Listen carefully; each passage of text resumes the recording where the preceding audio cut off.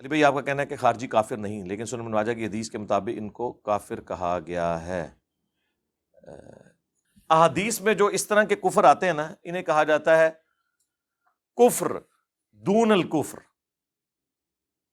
جس طرح کہ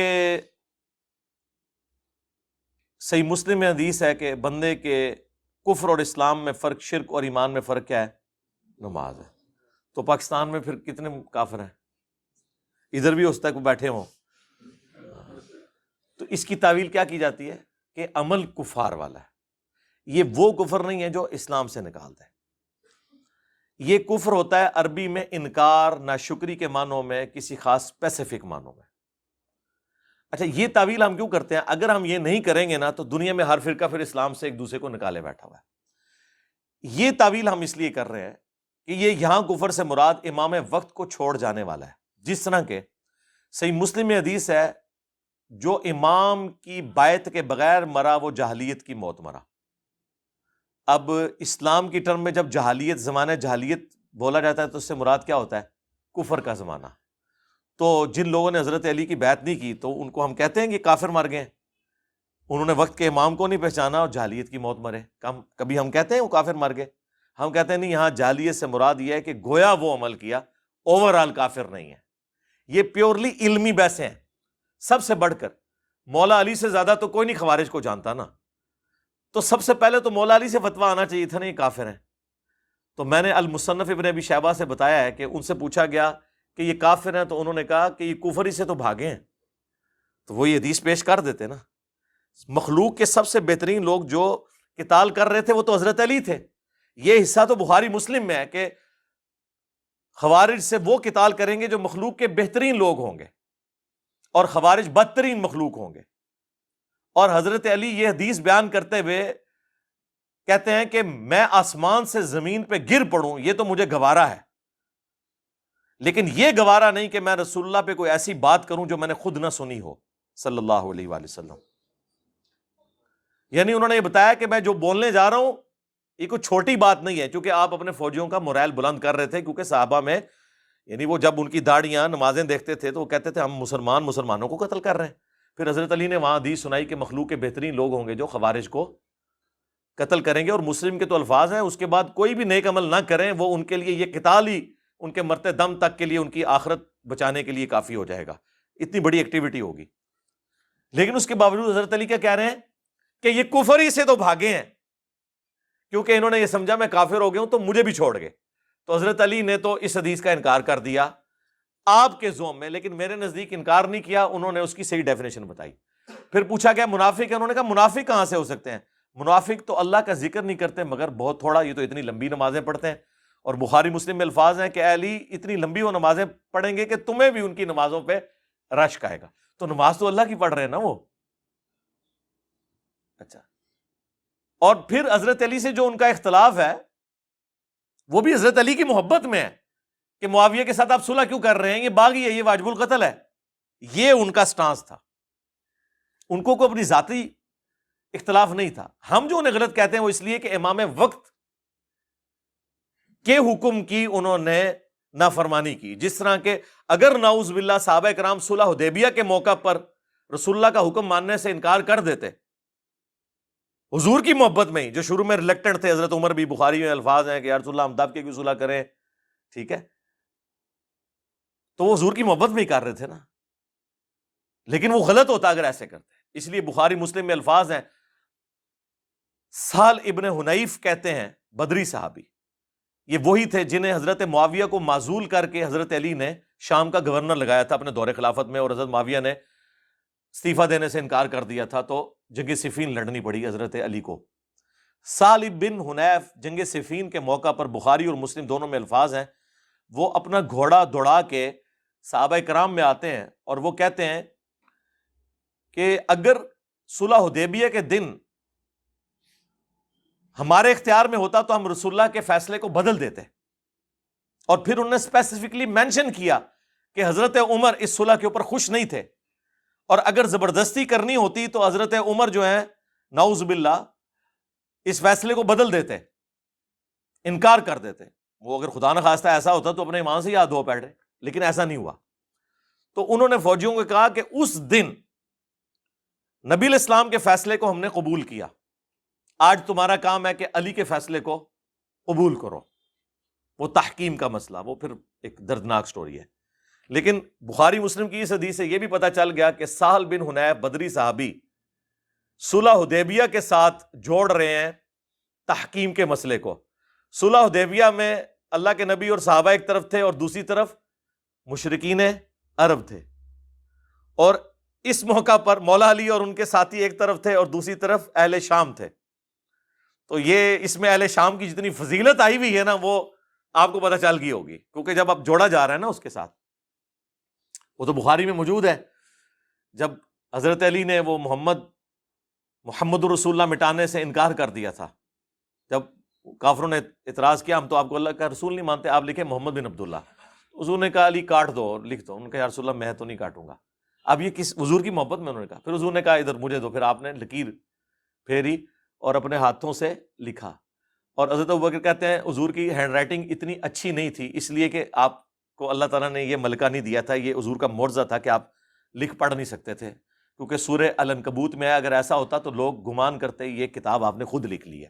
حضور کے حق میں لکھا پڑھا نہ ہونا یہ عیب نہیں ہے، خوبی ہے، اور لکھا پڑھے سے مراد جاہل ہونا نہیں ہے، اللہ نے انہیں علم سکھایا ہے، لیکن یہ اللہ تعالیٰ نے ان کو معجزہ دیا ہے کہ تو وہاں پہ حضرت علی نے جو انکار کیا تو وہ اس وجہ سے نہیں تھا کہ نعوذ باللہ نافرمان تھے۔ اور اسی حدیث کا ایک طریق سنن نسائی الکبریٰ کے اندر موجود ہے، خصائص علی والے چیپٹر کے اندر، وہ بڑا دردناک ہے۔ اس میں پہلے تو وہ مناظرہ بھی ہے جو خوارج اور ابن عباس کے درمیان ہوا، جو ہم نے ریسرچ پیپر 5B کربلا والے میں ڈالا ہوا ہے، اور دوسرا یہ وہ روایت لے کے ہے کہ حضرت علی نے جب یہ انکار کیا نا، حضور نے یہ کیا تو اس کے بعد نبی علیہ السلام نے حضرت علی کو ایک رازداری کی بات بتائی اور کہا کہ اے علی تم پہ بھی اسی طرح کا ایک وقت آئے گا، اس وقت تمہیں بھی وہی کچھ کرنا ہوگا جو آج میں کر رہا ہوں۔ یعنی رسول اللہ نے اپنی جگہ علی کو رکھا اور مشرکین عرب کی جگہ حضرت علی کے مخالفین کو رکھا، تبھی ریزیمبلنس بنے گی نا۔ انہوں نے کیا کہا تھا کہ ہم محمد رسول اللہ نہیں مانتے، محمد بن عبداللہ لکھو۔ جب حضرت علی اور حضرت معاویہ کے درمیان جنگ بندی ہوئی، جو معاہدہ لکھا گیا اس میں لکھا تھا امیر المؤمنین خلیفۃ المسلمین علی ابن ابی طالب اور معاویہ ابن ابی سفیان کے درمیان۔ تو معاویہ بن ابی سفیان رضی اللہ تعالیٰ عنہ، ہم تو ہماری تو مجبوری ہے جی، صحابی ہونے کی وجہ سے ہم احترام سے نام لیتے ہیں اور رضی اللہ عنہ کہتے ہیں، نبی الاسلام کی نسبت کی وجہ سے۔ تو ان کے پاس جب یہ معاہدہ پہنچا تو انہوں نے کہا میں تو اس معاہدے پہ سائن نہیں کروں گا، میں تو اسے امیر المومنین نہیں مانتا ہوں، جس طرح کے مشرکین عرب نے کہا تھا کہ ہم اسے اللہ کا رسول نہیں مانتے۔ ٹھیک ہے، تو آپ ذرا دیکھ لیں کیا ریزیمبلنس بن رہی ہے۔ اس سے ان ناسبیوں کا بھی رد ہو گیا جو کہتے ہیں نہیں وہ حضرت علی کو خلیفہ مانتے تھے، بس صرف قصاص عثمان مانگتے تھے۔ وہ اس سے بڑھ کے تو جامعہ ترمذی اور سنن ابی داؤد میں موجود ہے کہ بنو امیہ کے لوگ کہتے ہیں علی تو خلیفہ ہی نہیں ہے اور خلافت تو ہم میں ہے، جس پہ حضرت سفینہ نے کہا تھا یہ ان کی پیٹھ سے جھوٹ نکلا، ان کی بادشاہت روئے ارض کی بدترین بادشاہت ہے۔ اور مسند ابی داؤد طیالسی اور مصنف ابن ابی شیبہ میں تو یہاں تک موجود ہے کہ یہ بدترین سخت گیر بادشاہ ہیں، اور ان کا پہلا بادشاہ معاویہ ابن ابی سفیان ہے۔ اور راوی حدیث جب حضرت سفینہ سے پوچھتا ہے کہ پھر حضرت معاویہ کیا ہوئے اگر خلافت 30 سال تک ہے، جب حضرت سفینہ کہتے ہیں ابو بکر کے 2 سال، عمر کے 10 سال، عثمان کے 12، علی کے 6، اور حسن ابن علی کے 6 مہینے بھی اس میں شامل ہیں، 5.5 سال اور یہ مل کے 6، ان کا معاویہ تو بادشاہ ہیں۔ اور مصنف ابن ابی شیبہ میں آیا کہ سخت گیر بادشاہ اور پہلا معاویہ ابن ابی سفیان ہے، یعنی حضرت سفینہ حضور کے آزاد کردہ غلام، وہ ان کو خلیفہ نہیں مانتے تھے بلکہ بادشاہ مانتے تھے۔ ہم خلیفہ بھی نہیں مانتے، یہ ذہن میں رکھیے گا، خلیفہ راشد چھوڑ دیں، خالی خلیفہ بھی نہیں مانتے، ملک مانتے ہیں۔ ہاں ان معنوں میں تو خلیفہ آپ بے شک عمران خان کو بھی کہہ لیں اور شہباز شریف کو بھی کہہ لیں حکمران کے طور پہ، یزید کو بھی کہہ لیں آپ کا دل کرے، لیکن اگر خلیفہ ان ٹرو سینس کے اندر ہے تو وہ خلفائے راشدین وہی ہیں۔ اب حضرت علی رضی اللہ تعالیٰ عنہ علیہ السلام کو حضور نے فرمایا کہ تمہیں بھی پھر وہی کرنا پڑے گا جو مجھے کرنا پڑا. تو وہ جب حضرت معاویہ نے وہ تحریر واپس کی نا تو حضرت علی رضی اللہ تعالیٰ عنہ نے کہا صدق رسول اللہ صلی اللہ علیہ وآلہ وسلم، رسول اللہ نے سچ کہا تھا، اور کہا کہ یہ مٹا دو، تم لکھو علی ابن ابی طالب اور معاویہ ابن ابی سفیان کے درمیان. ٹھیک ہے، اس میں حضرت علی کی جو تکلیف ہے اس کا تو آپ اندازہ کر سکتے ہیں، لیکن آپ اس چیز کا اندازہ کریں کہ مخالفین کے اوپر جو وعید فٹ ہوئی ہے کہ انہوں نے محمد رسول اللہ کا انکار کر کے محمد بن عبداللہ لکھوایا، حالانکہ وہ مشرک تھے. سمجھ میں آتا ہے، یہاں پہ کلمہ گو مسلمان تھے اہل شام، اور انہوں نے امیر المومنین خلیفۃ المسلمین علی ابن ابی طالب کٹوا کر کیا لکھوایا؟ علی ابن ابی طالب. تو ریزیمبلنس تو سیم ہے. تو دیکھ لیں کس کی نسبت کہاں جڑی ہوئی ہے. علی کے ماننے والے رسول اللہ کے ساتھ کھڑے ہیں، اور علی کے مخالفین اس جگہ پر رسول اللہ نے انہیں کھڑا کیا. ہم نہیں کھڑا کرتے، وہ کہیں گے جی فتویٰ لگا دیا، جہاں پر نبی الاسلام کے مخالفین صلح حدیبیہ کے موقع پر کھڑے ہوئے تھے. خیر وہ یہ ایک دردناک چیز ہے تحکیم کے اوپر. یہ جو جنگ بندی ہوئی اور اس میں پھر وہ 2 بندے نامنیٹ ہوئے، ادھر سے ابن عباس نے جانا تھا مولا علی کی طرف سے، انہوں نے کہا ہم ابن عباس کو نہیں مانیں گے، یہ حضرت علی کا رشتہ دار ہے. صرف ابو موسیٰ اشعری کو یعنی دھکے سے ایسا بندہ چوز کیا جو اتنے اچھے طریقے سے ڈیبیٹ نہیں کر سکتا تھا. اور ادھر سے آئے جناب اتنی پرسنالٹی کہ ان کے نام کے اوپر آج تک عمر و یار کی کہانیاں پڑھائی جاتی ہیں، یعنی ان کی نسبت کی وجہ سے. میں نے نہیں لکھی کہانیاں، میرے متھے نہ مار دینا. عمر ابن عاص رضی اللہ تعالیٰ عنہ، ہم تو نام احترام سے لیں گے، ظاہر ہے صحابی ہیں، صلح حدیبیہ کے بعد مسلمان ہوئے لیکن فتح مکہ سے پہلے مسلمان ہوئے ہیں یہ بھی، اور حضرت خالد بن ولید بھی. تو عمر بن عاص وہ جب طے پایا اور فیصلہ یہ طے پایا کہ جناب دونوں کو کہتے ہیں سائڈ پہ ہو جاؤ، تو تیسرا بندہ کوئی خلیفہ چن لیتے ہیں. اندازہ کریں یہ کون سا فیصلہ طے پایا جا رہا تھا کہ ایک بندہ حاکم. یہ اسی طریقے سے ہے کہ کسی کے گھر میں چور گھس جائیں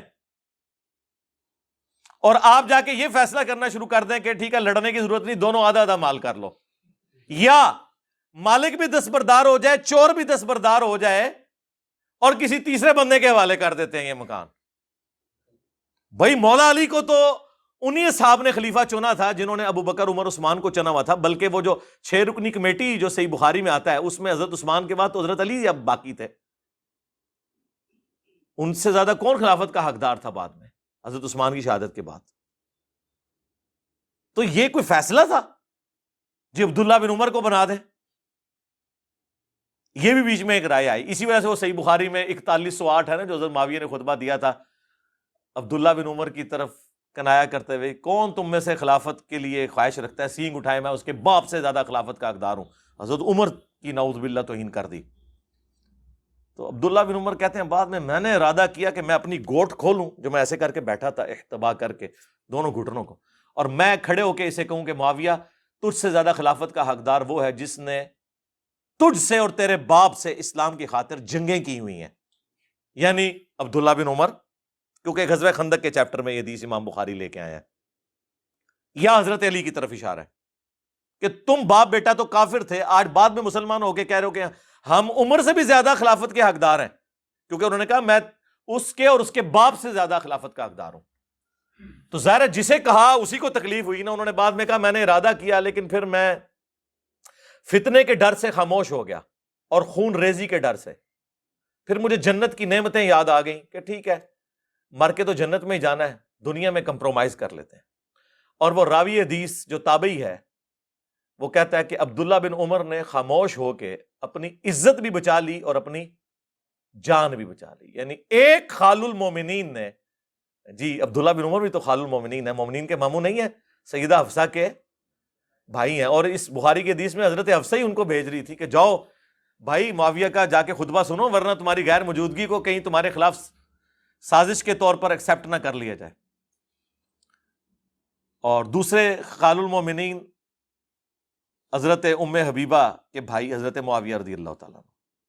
اندازہ کریں اس عورت کی نسبت کی وجہ سے عزت کی جا رہی ہے جس عورت نے اپنے بھائی اور باپ سے ٹکر لے کے حضور سے شادی کی ہوئی ہے، اور کل کو مسلمان ہو کے اس کی نسبت کو اپنے حق میں یوز کیا جا رہا ہے. یعنی آپ پہلے مخالفت کریں کہ تم اس نبی پہ ایمان کیوں لائی ہو، اور کل کو جب آپ ایمان لے آئیں تو آپ کہیں کہ میں تو اس کا بھائی ہوں، میں تو اس کا باپ ہوں. خیر، وہ تحکیم کے اس موقع کے اوپر، یہ بھی تحکیم کے بعد کا واقعہ ہے جو یہ میں بخاری 4108 بیان کر رہا ہوں. باقی آپ میرا کربلا والا ریسرچ پیپر پڑھیں تو الحمدللہ ہر چیز آپ کو کلیئر ہو جائے گی. چلے خیر، وہ تحکیم کے مسئلے پہ آئے. وہاں سے جناب ابو موسیٰ اشعری کو انہوں نے کہا مانیں گے، ادھر سے عمر بن عاص گئے اور جی معزول کر دیں جی. اور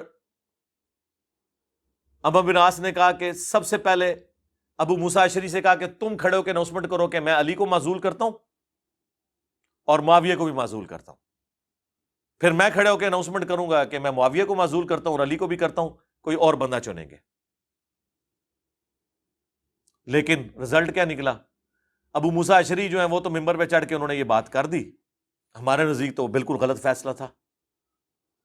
عمر بن عاص جب چڑھے انہوں نے کہا کہ دیکھو اس نے تو علی کو بھی معزول کر دیا اور معاویہ کو معزول کیا، میں معاویہ کو بحال کرتا ہوں، اسے خلیفۃ المسلمین بناتا ہوں اور علی کو معزول کرتا ہوں. ایک صوبے کے گورنر کو خلیفۃ المسلمین بناتا ہوں. یعنی ان کہنے نے وہ کھلونے دی تھان دیتی تے منجی ڈا کے بہ گئے. تو ابو موسیٰ اشعری جو ہے انہوں نے، ان کو پھر غصہ آیا کہ یہ تو کمرے کے اندر کیا کمٹمنٹ کر کے آیا تھا. تو انہوں نے کہا کہ تو جو ہے نا تیری مثال کتے کی مثال ہے اے عمر. یہ انہوں نے کہا، میں نے نہیں کہا. تو انہوں نے کہا تیری مثال گدھے کی مثال ہے. ٹھیک ہے، خیر اسی کے اوپر وہ چپکلش ہوئی، معاملہ یہیں پہ ختم ہو گیا. پھر حضرت علی واپس چلے گئے. ابھی صفین پارٹ 2 ہونا تھا لیکن خوارج نے حضرت علی کو شہید کر دیا. اس کے بعد پھر ابو موسیٰ اشعری پوری زندگی حضرت علی کے سامنے نہیں کبھی آئے، شرمندگی کے مارے جو کچھ ایکٹیویٹی پرفارم ہوئی. اسی وجہ سے شیعہ جو ہیں ابو موسیٰ اشعری کو برا کہتے ہیں. تو وہ کوئی 100% پھینکنے والی بھی ان کی بات نہیں ہے، مس ہینڈلنگ تو ان سے ہوئی ہے. ہم یہ کہتے ہیں وہ صحابی ہیں، صحابیت کا احترام کریں. دیکھیں سر، ہمارے جتنا جگرا ہے کسی کا؟ ہم تو مولا علی کے مخالفین کو بھی کہتے ہیں کہ یار صحابی ہیں، احترام کریں. علمی رد ضرور کریں لیکن احترام کے دائرے کے اندر. میرا دعویٰ ہے کہ ہمارے کربلا والے ریسرچ پیپر میں کوئی ایک حدیث بھی ایسی نہیں ہے جسے دنیا کے تمام محدثین ضعیف کہتے ہوں. یہ ضرور ہے، اور میں شروع دن سے کہہ رہا ہوں کہ کسی حدیث کو شیخ البانی صحیح کہتے ہوں گے اور شیخ زبیر صاحب کے نزدیک وہ ضعیف ہوگی، کسی کو شیخ زبیر صاحب ضعیف کہتے ہوں گے، شیخ البانی کے نزدیک وہ حدیث صحیح ہوگی. میں نے وہ ساری اس لیے جمع کی ہیں تاکہ جس کا اعتماد جس کی تحکیم کے اوپر ہے وہ اس پہ اعتماد کرے اور اس میں سے اپنا حصہ نکال کے ہمارے مقدمے کو سمجھے. ہمارا مقدمہ تو بخاری مسلم سے ثابت ہے. ہمارے مقدمے کے لیے بخاری کی ایک حدیث ہی کافی ہے، 2812 اور 447. عمار کو ایک باغی جماعت قتل کرے گی، عمار انہیں اللہ اور جنت کی طرف بلا رہے ہوں گے اور وہ جماعت جہنم کی طرف بلا رہی ہوگی. اس حدیث میں حضرت معاویہ رضی اللہ تعالیٰ عنہ کی جماعت کو باغی اور جہنم دوزخ کی طرف بلانے والی جماعت نبی علیہ السلام نے فرمایا. اس پہ میری کی ایک ویڈیوز ریکارڈڈ ہے، کربلا والا ریسرچ پیپر پڑھ لیں. دوست کی جماعت نہیں، اس کی طرف بلانے والی. ہماری تو خواہش ہے جتنے اہل ایمان تھے سب کو اللہ تعالیٰ جنت میں داخل کرے. ہاں، ہمارا کوئی لینا دینا نہیں ہے، ہم تو اسلام پہ جو افطار ٹوٹی ہے اس کو ڈسکس کرتے ہیں. تو ہمارے ریسرچ پیپر میں الحمدللہ جتنی حدیثیں ہیں وہ 100%. یہ بعض لوگوں نے ہمارے اسٹوڈنٹس میں سے بھی ہنگامہ کھڑا کرنے کی کوشش کی اور وہ خام خواہ غلط چیزوں کو رنگ دے رہے ہیں اور وہ ہماری تحقیقات سن کے ہمیں وہ چیزیں بلیم کے طور پہ بتا رہے ہیں جو ہم نے خود بتائی نہیں ہیں. نہ سرکار، نہ، کوئی غلطی نہیں. غلطی تب ہوگی کہ میں کسی حدیث کے نیچے حکم لگاؤں کہ اسنادہ صحیح اور ساتھ دیکھوں قال شیخ البانی، جبکہ شیخ البانی نے کہا ہو کہ اسنادہ ضعیف، پھر میری غلطی ہے. میں لکھوں اسنادہ صحیح قال شیخ زبیر لزئی اور زبیر لزئی صاحب نے لکھا ہو اسنادہ ضعیف، پھر میری غلطی ہے. جب میں نیچے تحکیم لگاتا ہوں تو وہ اسی لیے لگاتا ہوں تاکہ جس کا، اب اکثر تو ناصبی شیخ البانی کو امام مانتے ہیں، ہم بھی کہتے ہیں وہ بہت بڑے حدیث کے امام ہیں، تو مجھے کتے نے کاٹا ہوا ہے کہ میں وہ حدیث نکال دوں جسے شیخ البانی نے صحیح کہا ہو، جسے امام ترمذی نے حسن صحیح کہا ہو، جو حدیث امام حاکم اور امام ذہبی کے اصولوں کے مطابق صحیح ہو۔ اب یہ وہ چار بڑے امام ہیں جنہیں اہل حدیث زبیلی زئی صاحب سے بڑا امام مانتے ہیں، یعنی وہ حدیث جو ترمذی میں ہے کہ وہ عبید اللہ ابن زیاد کا جب سر کاٹ کے مختار سقفی کے سامنے رکھا گیا تو اس کے نتنوں میں سانپ گھس گیا تھا۔ اس حدیث کو شیخ زبیر صاحب کہتے ہیں کہ اس میں آمش کی تدلیس ہے، میں اسے ضعیف کہتا ہوں۔ میں جب شیخ صاحب سے پوچھا، شیخ صاحب کہتے ہیں میرے نزدیک ایک سانپ نہیں 1000 سانپ اس کے نتنوں میں داخل ہونے چاہیے۔ ہاں وہ کہتے ہیں میں تو خوش ہوں، لیکن میں اصول پہ بات کر رہا ہوں، مجھے اس کی سما کی تصریح نہیں ملی۔ لیکن جو آمش کی تدلیس کو نہیں مانتے، پاکستان کے آلموسٹ سارے اہل حدیث سوائے اکا دکا کے، وہ کہتے ہیں کہ آمش کی تدلیس سے ہم صرف نظر کرتے ہیں، چاہے ارشاد الحق اصلی صاحب ہوں، خواہ وہ شیخ البانی ہوں، امام ذہبی ہوں، امام ترمذی ہوں، اس لیے وہ حدیث کو صحیح کہتے ہیں۔ تو میں نے وہ حدیث ڈالی بھی ہے تو بعض لوگوں نے اعتراض کیا انجینئر صاحب نے ضعیف روایت ڈالتی ہے، منو پہ دس دینے، میرے کو سیکھ کے منو پہ دس دینے، سرکار ضعیف نہیں ہے، جن کے خلاف ناسبیت کا مقدمہ ہے ان کے نزدیک وہ بالکل صحیح ہے۔ آپ کو سمجھ آئی یہ بات کی؟ یہ میں کیسے نکال دوں جو کہ میرے پاس ایک ہتھیار ہے؟ آپ یہ چاہ رہے ہیں میں وہ ہتھیار نکال دوں، اور جو میں ہتھیار لے کے آؤں جس کو وہ مانتے ہی نہیں ہیں، تو میرے تو دونوں ہتھیار ہی فارغ ہو گئے نا۔ ہمارا مقدمہ تو بخاری مسلم میں ہے، لہذا اس میں جہاں جہاں پہ بھی کوئی روایت ہے الحمدللہ وہ محدثین کے نزدیک کبھی کسی محدث کے حکم میں صحیح ہوگی، کبھی کسی کے، دو نمبری نہیں ہوگی۔ اللہ کا شکر ہے دو نمبری یہاں پہ نہیں ہے۔ دو نمبری کے لیے ضروری ہوتا ہے کہ آپ کسی فرقے کو فالو کریں۔ ہم تو ہر اس بات کو فالو کر لیتے ہیں جو صحیح ہوتی ہے، تو ہمیں موقف بدلنے میں کوئی ٹائم نہیں لگتا الحمدللہ۔ کہیں پہ غلطی ہو اپنا رجوع ریکارڈ کرواتے ہیں، لیکن وہ غلطی ہونی بھی چاہیے نا، خام خواہ تو نہیں رجوع ریکارڈ کرانا، یا خام خواہ میرے ساتھ اختلاف رائے تو نہ کوئی کرے، کوئی بات بنتی بھی ہو نا۔ آٹا گوندے ہیں ہلدی کیوں ہے؟ تو آٹا گوندے ہوئے ہلنا تو پڑے گا نا۔ وہ ایک ناسبی نے اعتراض کیا، جی وہ آپ نے ترمذی کی آدھی حدیث لکھی ہے، وہ حدیث پوری لکھی ہوئی ہے بھائی ترمذی کی، کہ پہلا شخص جو اسلام قبول کیا جس نے، زید ابن ارقم کہتے ہیں وہ علی ابن ابی طالب ہے۔ کہتے ہیں نہیں جی ابراہیم نخعی کا ساتھ قول تھا کہ وہ حضرت ابوبکر کہتے ہیں۔ بھائی ابراہیم نخعی کی روایت جو ہے وہ مرسل ہے، صحیح مسلم کے مقدمے میں ہے کہ تابعی کا قول کوئی شے نہیں ہے جب تک صحابی کو مینشن نہ کرے۔ جب ایک روایت آدھی جو روایت ہے وہ موقوف ہے ایک صحابی تک جو سابقون الاولون میں سے ہیں، اور باقی جو آدھا اس کا جو حصہ ہے وہ ہے ہی ضعیف اور مردود اور مرسل ہے، میں نے اس کو نہیں لکھا، تو اس سے کیا فرق پڑتا ہے؟ جبکہ میں اس پمفلٹ کے لکھنے سے پہلے پوری ویڈیو ریکارڈ کروا چکا ہوں، پہلا مسلم کون، اس میں نے اس کو پورا بریف کیا ہے۔ یہاں پہ میں کرتا تو یہ پمفلٹ میں 4 صفحے مجھے اور ایڈ کرنے پڑتے ایک ضعیف روایت کے بارے میں بتانے کے لیے کہ یہ ضعیف کیوں ہے۔ اس لیے میں نے جو صحیح پورشن ہے وہی لکھا ہے۔ سمجھ آئیے آپ کو بات کی؟ اور اس کو 2 نمبری کہہ کے پیش کرتے ہیں۔ 2 نمبری کیوں کرنی ہے؟ جو آپ 2 نمبریاں بتاتے ہیں وہ آپ کی اپنی 2 نمبریاں پکڑی جاتی ہیں۔ وہ ہمارے غلام محی الدین بھائی ہیں، یہ لفظ ہے محی الدین، محی الدین ویسے بول دیتے ہیں لیکن اصل لفظ ہے محی الدین۔ تو وہ مجھے کئی بار کہتے ہیں علی بھائی تحکیم کے اوپر کوئی ویڈیو ریکارڈ کرائیں، تحکیم کے اوپر کوئی ویڈیو ریکارڈ کرائیں۔ چلیں آج ان کی خواہش پوری ہوگی۔ میں نے وہ خطرناک قسم کی باتیں جس سے کانپے ٹانگ جائیں، وہ خطرناک باتیں جس سے ٹانگیں کانپ جائیں، میں نے جو کچھ فی الودی میرے دماغ میں آئی میں نے بیان کر دی۔ باقی میرا خیال ہے ظہور احمد فیضی صاحب جنہوں نے خصائص علی کے اوپر کام کیا، ایک بریلوی عالم، غلام سو سعیدی صاحب کے شاگرد ہیں، بہت محقق آدمی ہیں۔ صلح حسن پہ بھی انہوں نے ایک کتاب لکھی ہے، اور اب مسئلہ افضلیت کے اوپر بھی انہوں نے کتاب لکھی ہے۔ وہ میرا خیال ہے اب اس کے اوپر کام کر رہے ہیں، مسئلہ تحکیم کے اوپر۔ کچھ تو ویسے انہوں نے مختلف جستہ ذکر کیا ہے، باقی اگر وہ نہیں کر رہے تو میں ان سے ریکویسٹ کروں گا اس ویڈیو کی وساطت سے بھی کہ وہ ماشاءاللہ کمپیٹنسی رکھتے ہیں۔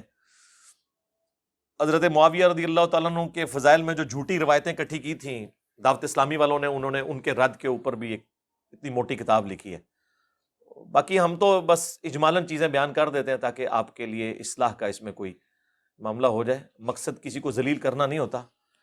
تو بات کہاں سے کہاں نکلی تھی وہ خوارج والی، وہ میں نے آپ کو کہا نا کہ کبھی آمد ہوتی ہے نا، آج ہو گئی، وہ اللہ نے فیصلہ کرنا ہوتا ہے شرح صدر کب ہو. یہ کشف نہیں ہے، الہام نہیں ہے، یہ شرح صدر ہے. جسٹ لائک جب کسی شاعر کے اوپر کوئی دکھی کیفیت ہو تو وہ اشعار کہہ دیتا ہے، تو ہمارا بھی یہی معاملہ ہوتا ہے کہ ہم اس طرح کی جب کوئی بات ہے، اب دیکھیں وہ بائی چانس ہی، مطلب میں ایک جملہ بولا، جب کبھی ہم کوئی بات کرتے ہیں نا کہ جی فضائل اعمال میں یہ لکھا ہے، تو وہ دیوبندیوں کے مولوی کہتے ہیں او جی تو فلانے بزرگ نے بھی لکھا ہوا ہے، آپ ان کو نہیں غلط کرتے، وہ ہے کیڑا جو فلانا. پھر اس میں نے ایک جملہ بولا، وہ فی البدی اللہ نے میری زبان سے جاری کیا کہ بھئی جب ہم کتاب و سنت کے دائرے میں حضرت معاویہ رضی اللہ تعالیٰ عنہ، حضرت عمر بن عاص رضی اللہ تعالیٰ عنہ، حضرت مغیرہ ابن شعبہ رضی اللہ تعالیٰ عنہ سے اختلاف رکھ سکتے ہیں تو بابت شیء ہی کوئی نہیں. وہ اس وقت جب جملہ میری زبان سے نکلا، وہ پھر اسے کوئی شرف قبولیت حاصل ہو گیا، اور اب تو ماشاءاللہ وہ کمپلیٹ ہو گیا. کیا نبی کے جیسا ہے ہی کوئی نہیں، بابت شیء ہی کوئی نہیں. اب ان لوگوں کا بھی گلا دور ہو گیا جو کہتے ہیں اب بابوں کی توہین کر رہے ہیں. تو اب آپ دیکھیں کس شخص کے مقابلے پہ ہم ذکر کر رہے ہیں. آپ تو ہمیں کہتے ہیں جی وہ کوئی بڑے سے بڑا بھی بابا غوث قطب ابدال ہو، کسی ادنا سے صحابی، خواہ وہ حضرت واشی کیوں نہ ہو، ان کے گھوڑوں کے قدموں کی خاک جو گھوڑے کے نترے میں بیٹھتی ہے اس کو نہیں پہنچ سکتا. تسی تے اتنا ذلیل کر دے ہو اپنے بابیاں نو خود. میں تو رسول اللہ کے مقابلے پہ کہہ رہا ہوں کہ نبی کے جیسا ہے ہی کوئی نہیں، بابے تے شے ہی کوئی نہیں. تو میری بات بری لگ جاتی ہے. خود تو آپ نے اتنا ذلیل کیا ہے کہ گھوڑے کے بھی قدموں کے نیچے وہ بھی جو جا کے ناک میں جا کے وہ ذرے بیٹھتے ہیں. ٹھیک ہے نا، پتہ نہیں اور کتنے کتنے تسی جناب پہنچائے ہیں اپنے بزرگاں نو. ٹھیک ہے نا جی. وہی میں نے کہا نا میرے ساتھ ایسی دشمنی ہے، میں کہوں نا خدا ایک ہے، انہوں نے کہنا نہیں آج تسی دو منا گے. ابھی میرا ایک کلپ آ رہا ہے انشاءاللہ فائنل ہو گیا وہ، اس کا عنوان ہے میرے خلاف کلپ بنانے کا ثواب.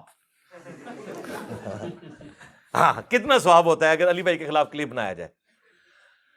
اس کا اتنا ثواب ہوتا ہے جس طرح دنیا میں ہر بندے کی یہ خواہش ہے نا میں مرنے سے پہلے ایک مسجد بنواؤں گا، اس طرح دنیا کے ہر عالم کی خواہش ہے کہ مرنے سے پہلے میں نے انجینئر کا رد ضرور کرنا ہے ایک بار. اس وقت تمام فرقوں کے علماء دین کی خدمت یہ نہیں سمجھ رہے کہ لوگوں کو دین سکھائیں، وہ یہ خدمت یہ سمجھ رہے ہیں کہ انجینئر صاحب کے خلاف ایک کلپ ریکارڈ کرا دیں اور لوگوں کو بتائیں کہ اس دور میں دجال سے بڑا فتنہ یہ ہے، آپ نے اس سے بچ جانا ہے. ہاں یہی خدمت کر رہے ہیں. بتائیں مجھے کیا اب اہل حدیث بریلویوں کے خلاف کلپ بناتے ہیں جو انہوں نے ادھم مچایا ہوا تھا؟ ان کے دیکھ لے پچھلے 3-4 سالوں میں سارے کلپ میرے بارے میں آ رہے ہیں، بریلویوں کے کلپ سارے میرے بارے میں آ رہے ہیں. ٹھیک ہے جی. دیوبند کے کلپ سارے میرے بارے میں آ رہے ہیں. شیعہ سے تھوڑے بہت امید تھی کہ وہ کوئی انصاف کا کام لیں گے، لیکن اب تو انہوں نے بھی وہ سارے کے سارے معاملات شروع کر دیے ہیں اور جھوٹے الزامات میرے اوپر لگانے شروع کر دیے ہیں. خیر میں تو خوش ہوں کہ وہ جو ہم پہ لوگ الزام لگاتے تھے یہ وہابی ہے، اہل حدیثوں کے کلپ آئے 2015 میں نے کہا شکر ہے میرے مالک، انہوں کو وہابی کہے گا میں کہ دیکھو سارے وہابی میرے خلاف تھے. ٹھیک ہے جی. جب یہ کہتے ہیں نہیں اندروں والے بھی بریلوی ہے، جب بریلویوں کے کلپ آئے میں کہا شکر الحمدللہ. پھر میں دعائیں کرتا تھا یا اللہ شیعہ کے بھی کلپ آئیں تاکہ میں ان کے ناسبیوں کے منہ بند کروں. ہوں دیکھو تھوک دے صاحب نال کلپ آ رہے ہیں انہوں نے بھی. ٹھیک ہے جی. تو ہم ساروں کہیں گے شکریہ علماء دیوبند، علماء بریلویہ، علماء اہل حدیثیہ اور وہابیہ اور شیعہ کہ آپ لوگ یہ کلپ اور بنایا کریں تاکہ میں اپنی عوام کو سیٹسفائی کر سکوں گا. تکو یار یہ بھی گالا منو کٹ رہے منو خدا دا نہ منو سرٹیفکیٹ دے دو کہ میرا تعلق کسی کے ساتھ نہیں ہے. ہم تو سمپل مسلم ہیں الحمدللہ.